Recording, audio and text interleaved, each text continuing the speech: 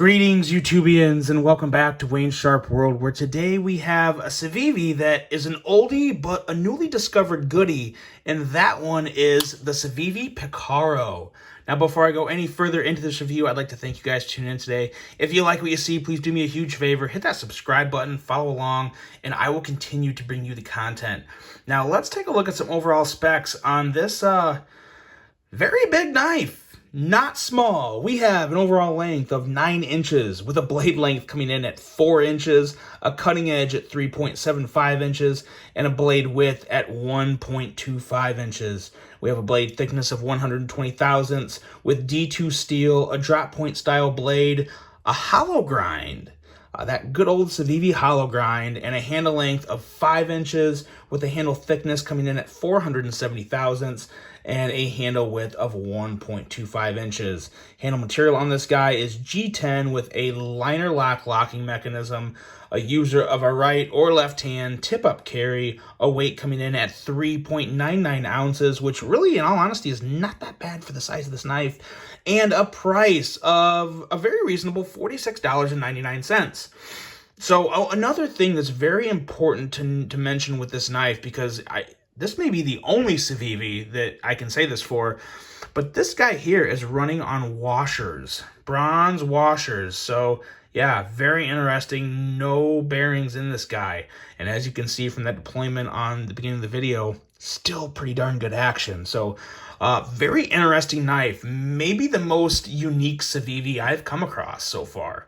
And this is, like I said, this is an older Civivi. I want to give a quick shout out to my buddy Frog. You guys probably see him comment. He's very active on my channel. You'll see him comment a lot. Frog messaged me and said, "Hey Wayne, me and my family, we really love the Civivi Picaro. We've seen you have another review of it. I don't even want to really send one for review. I just want to send you one as a gift. So, can I get an address and whatnot?" So I really appreciate that. That meant a lot to me, Frog. Thank you guys so much. I hope you and your family are doing well, and had great holidays. But yeah, so he sent this to me as a gift, and I gotta say, I am pleasantly surprised. It has a lot of features that you normally don't look for in a Civivi. So we'll go over all that, but first let's do some size comparisons, and let's dwarf some knives here that we think are kind of medium to large size knives. Here we have the Civivi Riffle. Yeah, not very big. Here we have the Civivi Brazen. Not very big. Still talking about knives. Yeah, overall length is they kind of dwarf the Riffle and the Brazen, which are two of the bigger knives in Civivi's lineup, in all honesty. I don't have a Civivi Asticus. That would be a very good comparison. But here we have the Spyderco Shaman, which, again, not a small knife, and still considerably shorter. What else do I have that's a big knife? That's really about all I have here. Let's see. Well, we can throw this one out just to have 3 knives on the table. The Hogue SIG K320 Nitron. And there you go. Yeah, as you can see, pretty darn big knife in terms of length. So not something you see with Civivi very often. Outside of the Asticus, I can't think of any other knife that is that would be flirting with the length of this guy. So nice big knife. That D2 steel is going to give you a good working steel. Not the best for corrosion resistance, but at $46.99, that's kind of the going rate for D2 on a quality knife, which this is definitely a quality knife. It's a Civivi, so no issue there in terms of fit and finish. And the blade overall is just, it's big, unique, and rather slicey with that hollow grind and an edge coming in at 19 thousandths. It does make for a nice slicey blade, which was a pleasant surprise. I expected this to be more of a bruiser, but it's actually just kind of a big slicer in a way. The swedge along the top of the blade is a great touch. I think that looks really good, and it'll also help reduce a little drag and kind of just look. I think it's just as much for aesthetics as it is reducing drag, but it will help reduce drag if you're cutting through with just the upper portion of the tip here. And you also have a cutout and thumb studs that make for a rather strong fidget factor, even on a knife that is on washers. And we'll talk more about that when we get to the action.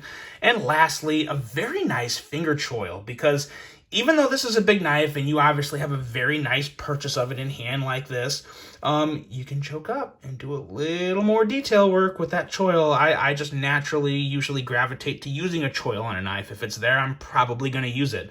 And I like the choil on this knife. Going into the handle and ergos. Ergos are good. They're highlighted by the finger choil. Because that really does factor in. The ergos in your typical just kind of full hand grip, it feels good. No hot spot with the pocket clip, surprisingly. Everything is done pretty simple and minimal on the handle, but then when you go up there, you get that little bit of jimping on the top of the blade.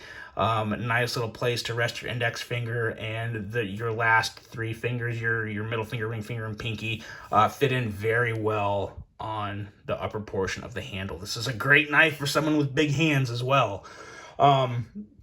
But very solid 5-point construction as well. And when I say 5-point construction, I mean you have the pivot, you have a standoff right here, a standoff right here, and then you have 2 points of support up here with the backstop for the blade, and then another little pin support area right here. So I tell you what, between the 5-point construction as well as washers on the blade, you just have a really good, affordable user knife, a bigger knife that, in all honesty, is just very solid, and it's one you can beat on and not feel bad about because it's only $47. Overall, a very enticing offering from Civivi. A lot of Civivi's knives, are good for slicing with a nice thin blade, but they don't have quite the construction that this one does. And it's not like this is more expensive. There's just more stability. There's more durability in this knife with the washers, with the 5-point construction. Very, very nice. And you also have acceptable access to the liner lock. It's nothing special, but it's kind of, I think that's, kind of the going rate for Civivi's. Civivi's liner lock access is pretty good across the board. Some are a little better than this, but I don't have any issue. It's kind of a proud sticking out. It works well. So, that's pretty good to go. Now, I will say with this knife, I did disassemble this knife before I did the review because there was a little gunk in here. I had to clean off the washers and put some lube on it to get this kind of action. But I gotta say, we're obviously going into the action portion of the review here now. After disassembling it and cleaning it, it's just some pretty good washer action. It's probably, I would put it up there behind in terms of action on a budget knife with washers. I would put it up there behind the Ontario Rat. Now, I think everyone knows that the Rat, whether it's the Rat 1 or the Rat 2, that has phenomenal action. To me, that's kind of still that's the gold standard for washer action on a budget knife. This is not very far behind. You can middle finger flick it very easily. You can thumb flick it very easily, and you can also middle finger flick the thumb studs very easily. So in terms of how good the action is, just because it's not the Rat 1 or Rat 2, still makes it some very good action, very pleasing. And again, those washers add a lot of stability and make it a little harder use type of knife. So no real issue there whatsoever. Now, closing it, you have to, you obviously have to kind of give it a little harder shake. But again, I think that could even smooth out over time as well. So that's something you just have to, I'll just have to keep fidgeting with it to find out how quick it'll smooth up. Darn it, I hate fidgeting with my knives. Actually, one of my most favorite things to do with my knives. Not gonna lie there. But overall thoughts on this knife, for $46.99, you get the Civivi Fit and Finish. You get a hollow grind. You get a slicey blade. You get a steel that isn't everyone's favorite steel in the world, because I think we're kind of getting burnt out on D2, but it's still a good user steel. I mean, it really is, unless you just rust D2 like crazy. It's still a good user steel. The pocket clip on this is actually one of the more satisfying clips I've had on a Civivi. It's nothing special. It's your typical Civivi deep carry clip, but it actually works really well on this handle because of the overall width and length of it. You just don't feel it that much, and it works great. Everything about it is typical Civivi, just with washers, and it's bigger. So there's really not a whole lot to dislike about this knife, and I actually like it a whole lot, and I'm going to designate this as one of my strong budget users. So for that, Frog, thank you very much. Really appreciate your generosity and support of this channel. Really happy to get this sent my way, and it is one that I would recommend for someone that's looking for an affordable budget knife with washers that doesn't want a Rat 1 or Rat 2. This is a very good alternative, and it's actually bigger than the bigger Rat, which I think is the Rat 1.